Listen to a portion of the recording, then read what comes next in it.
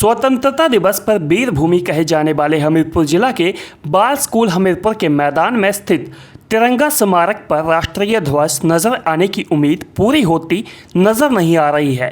NSUI के पदाधिकारियों की चेतावनी के बावजूद जिला प्रशासन इस पर गौर नहीं कर रहा है। प्रशासन का तो तर्क है कि जो राष्ट्रीय ध्वज छात्र संगठन एनएसयूआई द्वारा सौंपा गया है उसे इतनी ऊंचाई पर तिरंगा स्मारक में नहीं लगाया जा सकता है। इसके लिए विशेष तरह के तिरंगे की ज़रूरत होती है।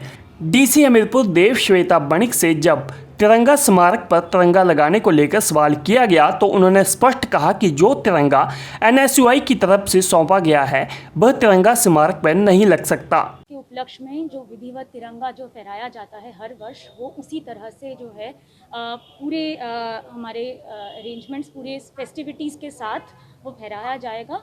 जहाँ तक तिरंगा का स्तंभ की बात कर रहे हैं जो लगाया गया था, उसमें कई और इश्यूज़ हैं, एक प्रैक्टिकल इश्यूज़ हैं। अलग तरह का तिरंगा वहाँ पे चाहिए होता है। वो भारी जो क्लॉथ का तिरंगा होता है या जो दिया गया है वो वहाँ पे नहीं लग सकता। वो बहुत लंबा और बहुत ऊंचा पोल है। तो इस तरह के टेक्निकल इश्यूज़ को देख के ही, और ये बहुत ज़रूरी है कि हम सब तिरंगे से जुड़े हुए जो फ्लैग कोड है उसका भी पूरी तरह से पालन करें।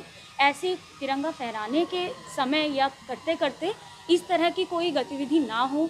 जैसे हम लोगों को पता है तिरंगा फटना नहीं चाहिए कि या डैमेज नहीं होना चाहिए या गिरना नहीं चाहिए ज़मीन पे या पैर नहीं लगना चाहिए। इस तरह की चीज़ें जो हैं ये ध्यान रखनी पड़ती हैं।